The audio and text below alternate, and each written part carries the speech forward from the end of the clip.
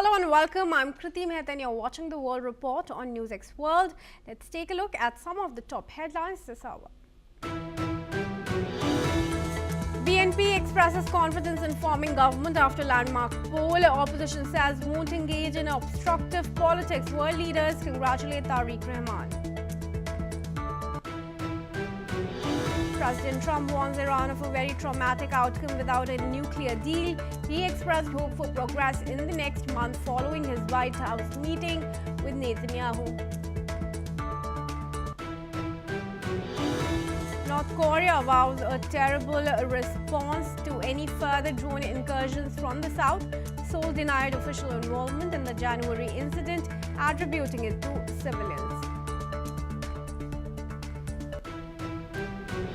Officials announced the conclusion of the immigration enforcement operation in Minneapolis.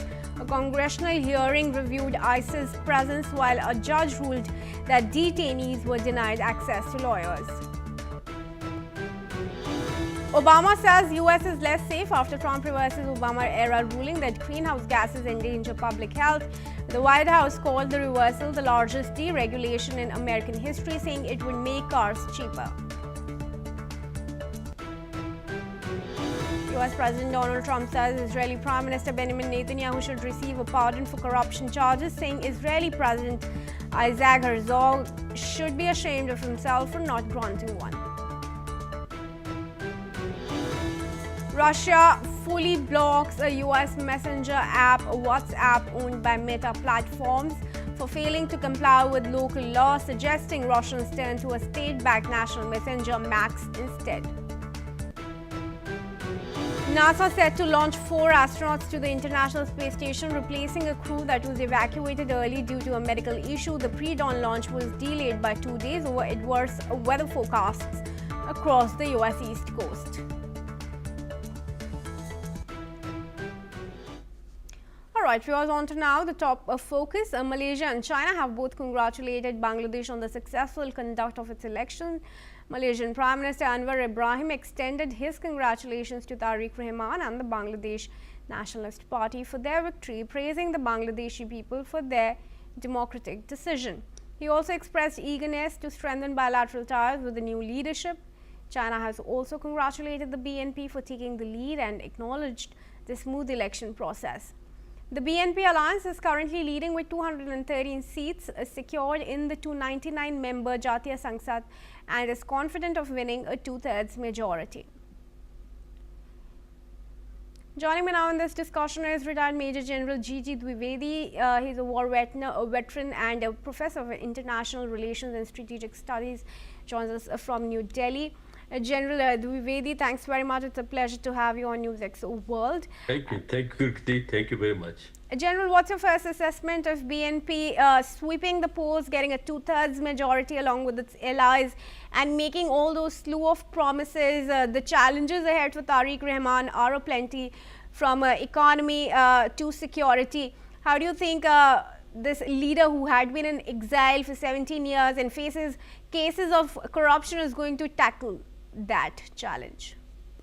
Well, Kriti, these were the structured elections in which, of course, one of the major political party was not allowed to take part, was banned. That was Awami League. But that notwithstanding, the election results have come, I think, as a great relief to both the people of Bangladesh and also the other nations in the region. It was expected that BNP had a minor or a very narrow lead over the Jamaat-e-Islamic Party, but this kind of a thumping victory was not really expected. So obviously Jamaatis are actually quite sullen, and I think the people of Bangladesh has voted for the democratic forces. They want the democratic system to be back, whereas Jamaatis had been advocating more of the Islamist laws and Islamic way of governance.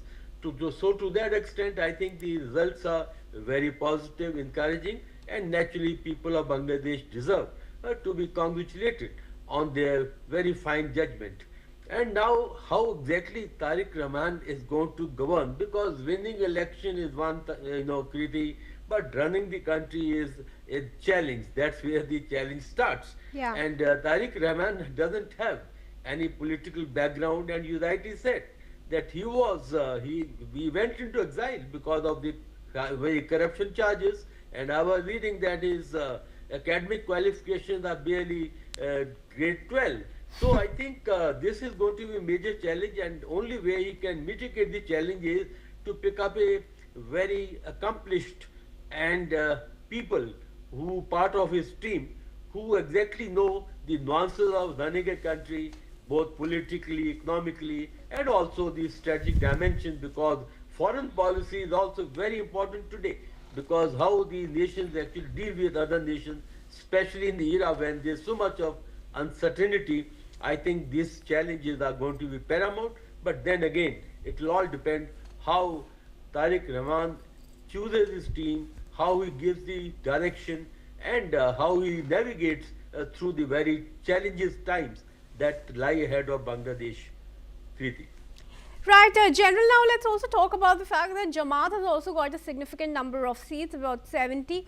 How do you think the Islamist opposition now shaping Bangladesh's polity? Well, Kriti, while they have got 70 seats, this is a big, I think, numbers compared to their previous performance.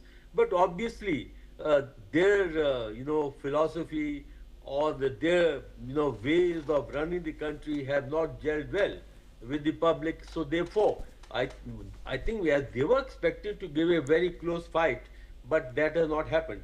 So now they have only two choices: either to behave like a mature opposition and contribute to the building of the nation, or be obstructive and try to make things difficult for the government of the day. So, but as far as the leader Shafkur Rahman has said that they will act like a constructive opposition, and they will lend support to the government. But that is to be seen, because what happens is the largely the groundswell is that the Jamaitis are very unhappy and sullen, and they're also calling that the elections perhaps were not free and fair. Kriti. All right, General, thanks very much for your comments here. Request to stay on as we move ahead now, viewers. Let's also tell you that US President Donald Trump's administration has shelved a number of key tech security measures aimed at China ahead of a meeting in April between the two countries' presidents.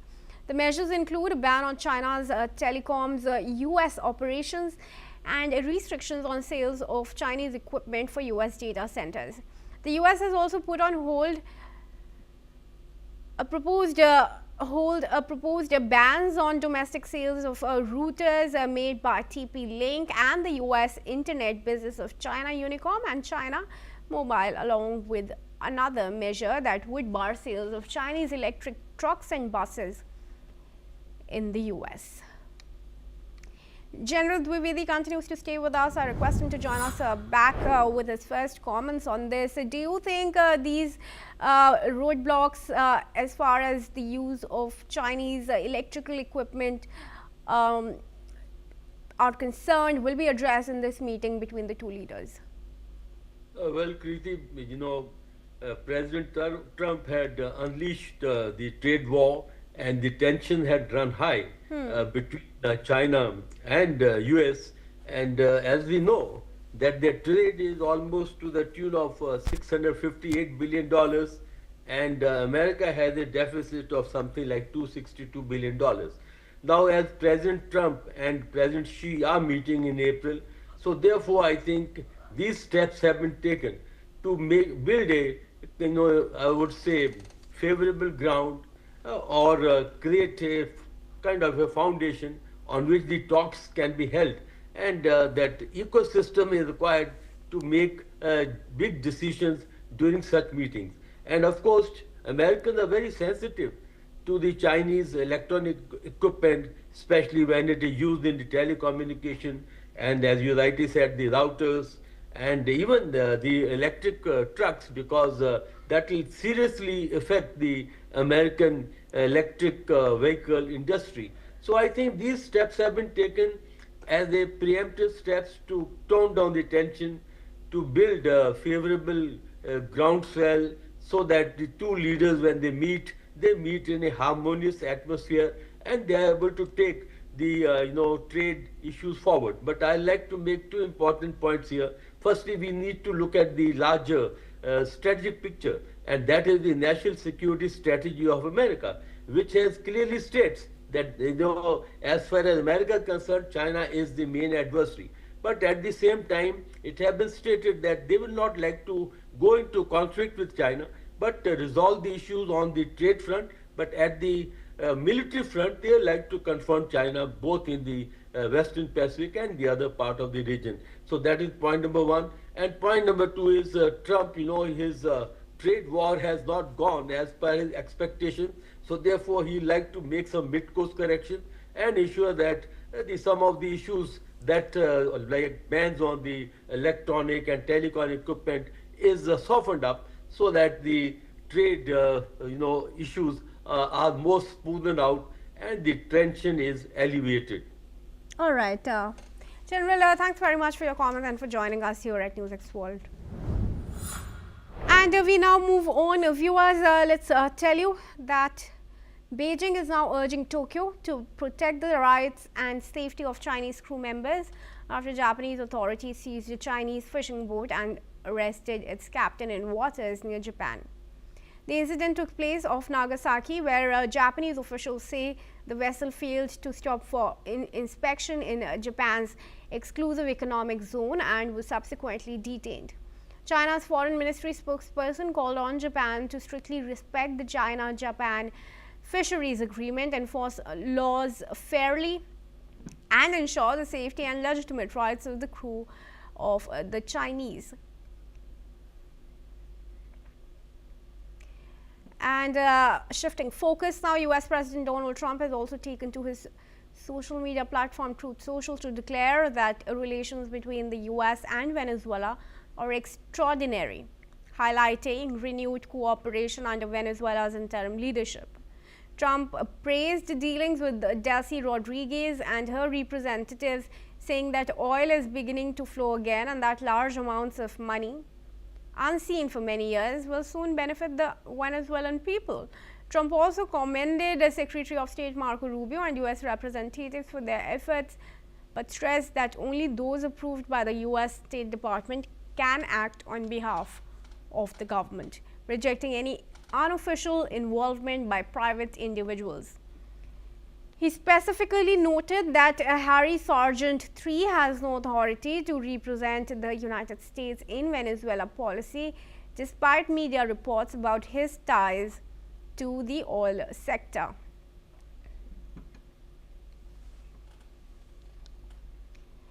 And moving on to cover some news in connection to the Epstein files, Goldman Sachs top lawyer Kathy Rumler has announced her resignation following revelations about her connections to the late financier and sex offender Jeffrey Epstein. Investigative files released by the US Department of Justice show that Rumler received gifts from Epstein and offered him reputation management advice. Goldman Sachs CEO David Solomon confirmed her resignation and praised her work. Rumler, who served as a White House counsel under President Obama, said the media attention had become a distraction. She will step down at the end of June. All right, joining me now in this discussion is Keith Vaz. He's former British minister, joins us from Goa in India. Mr. Vaz, it's good to see you here at NewsX World. Another resignation coming in the aftermath of the Epstein files that have now become public. Goldman Sachs top employee Rumler has offered a resignation, but Lutnick, Trump's commerce secretary, is also under intense pressure. Let's first talk about the consequences of the files in the United States. Then we can also discuss the latest in the UK. Well, the main issue at the moment is anyone who is seen to have been associated in any way with Jeffrey Epstein and appears in the files is tainted in some way or the other. There's a difference between being mentioned in passing There's a lot of emails that talk about people like Emmanuel Macron, what he's doing, who the governor of the Bank of England is, all that kind of stuff. They are not actually being dragged into this, because if they all resign, there'd be nobody left in the world of governance. Everyone who ever goes to Davos seems to have met this man. So from that point of view, there is a difference between being mentioned and having some kind of association, advice giving, whatever. And this is the problem that has occurred for this particular official. Because she was involved in some way, we don't know how, and we have to be careful what we say. She felt it was necessary to resign. But what it's doing, Kirti, is building up a momentum to when the final files are released and the name of Donald Trump will come up for sure. It's already in the files, and therefore he's not going anywhere, as we know. So we're still awaiting, but it's a build-up of steam that eventually will allow the dam to burst. But that is to come, I think. All right. Now, some questions were also raised to Katie where she refused to answer. The questions were whether this was related to, sex trafficking or about the involvement of underage people.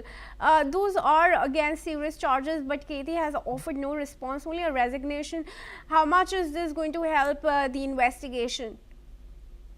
Well, people not answering questions, as you know from one of the great news outlets of the world, NewsX, most politicians don't answer questions. And if we're under pressure, people don't tend to do so. Rare is the person who gives you the answer that you want. By the way, I'm an exception. Whenever you ask me a question, Kirti, I do try to respond immediately. So I don't think we can read anything in this because there's so much litigation. America is full of litigation, as you know.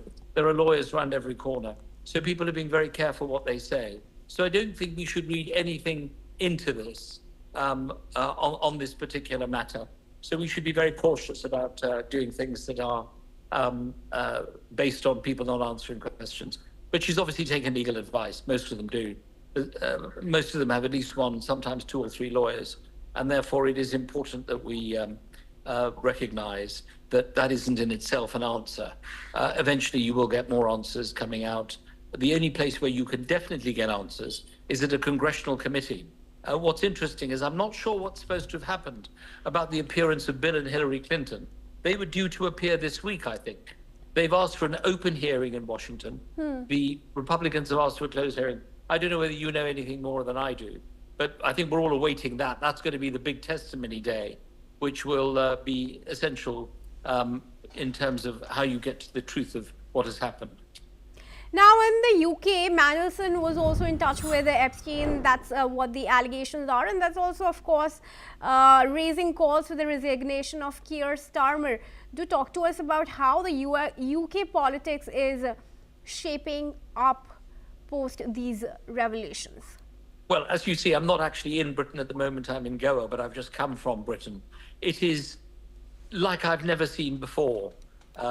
Cabinet ministers either supporting the Prime Minister or coming out against the Prime Minister, and coming out against the Prime Minister is just being silent in political terms. If you're not for him, then you're automatically against him. Keir Starmer survived this week, but what's going to be really interesting is when the final assessments come out about Lord Mandelson, whether he overrode those decisions. Now, as we know, Kirti, his chief of staff has resigned, taking full responsibility for what has happened. But at the end of the day, these decisions are not taken by the chief of staff. They're taken by the Prime Minister himself. So his day of reckoning, if you like, has not come. And these kind of phrases, full of integrity, decent, all this kind of stuff, all very important words. He is all those things, Keir Starmer. He served on a committee with me. I chaired the Home Affairs Committee, and his first job in government was with me. Actually, when he sat on my committee, I didn't think he'd last very long before he was promoted, and I was right. But he's a good man and a decent man. But you can be a good man and a decent man, but you can also be not a particularly good politician. And that's the problem. This is high politics. This is the kind of stuff we saw at the time of Boris Johnson's resignation, the election of Liz Truss, then Rishi Sunak. This kind of chaos seems to be occurring on a regular basis. I'm not sure why it is. Maybe the only person who could ever be Prime Minister of this country is Mother Teresa. someone who has been in holy orders, who's not spoken to anyone for years, because somewhere along the line you're going to speak to somebody who's going to get into trouble, and you're going to have to give an answer to that. That's the problem we have. That is the nature of politics, I'm afraid. The only person who seems to defy the odds is Donald Trump. He's different. An American president is different from a British prime minister. An American president is very difficult to get rid of an American president. It's also very difficult to get rid of a sitting Labour prime minister. But as we've seen, the plates Have you can heard move. of Shabana Mahmood? She is now under intense spotlight after these calls for Starmer's resignation. Would you want to talk about her credentials? To be what? Prime Minister? That's what the reports are suggesting. Well, I think anyone who holds any of the big offices of state is eligible to be Prime Minister. Anyone. The Foreign Secretary, the Home Secretary, the Chancellor, and the Prime Minister, Deputy Prime Minister. I know Shabana. I think she is an extraordinarily able person. However, I don't think that at this moment in time, and by the way, there is no vacancy, but if Keir Starmer decides to resign, I think the Labour Party will look for someone who's got a lot of experience.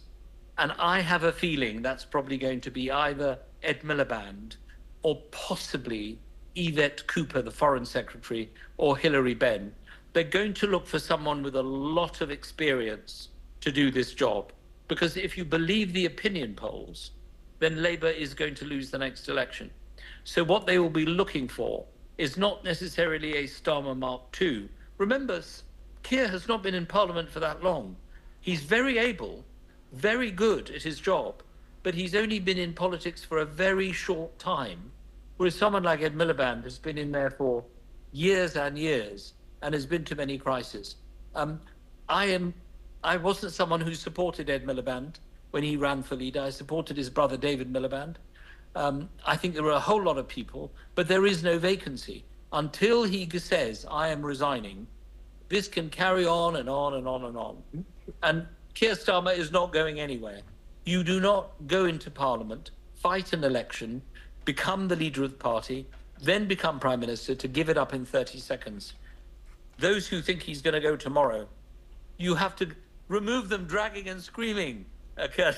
All right. Before they No, give it we'll up. watch out for that if that does happen. 30 seconds or more. Thanks very much, Mr. Walls, for joining us. And viewers, we now proceed. Now, some breaking news developments coming in from Denmark, which has announced it will provide 5 F-35 fighter jets to NATO's Arctic Sentry mission. This move, confirmed by Danish Defense Minister Troels Lund Poulsen, aims to strengthen NATO's presence in the Arctic region. The decision follows growing tensions within the alliance, particularly after the US president's proposal to acquire Greenland from Denmark. Poulsen emphasized that the contribution reflects Denmark's active role in Arctic and North Atlantic security. He is also expecting the US to contribute to the NATO mission, highlighting a collaborative approach ahead of the Munich Security Conference.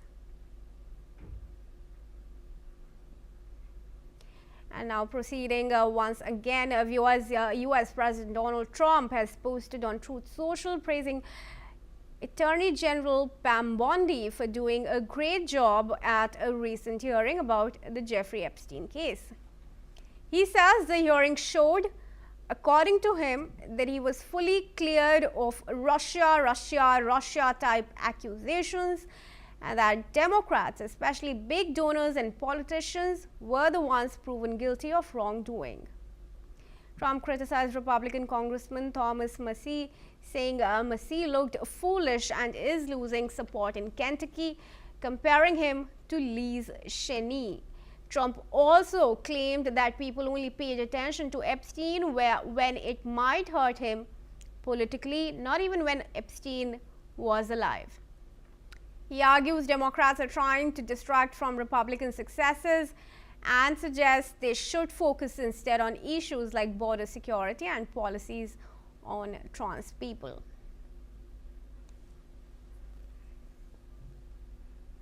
Viewers, that's all we have time for. Keep watching NewsX World for more news and updates from around the world.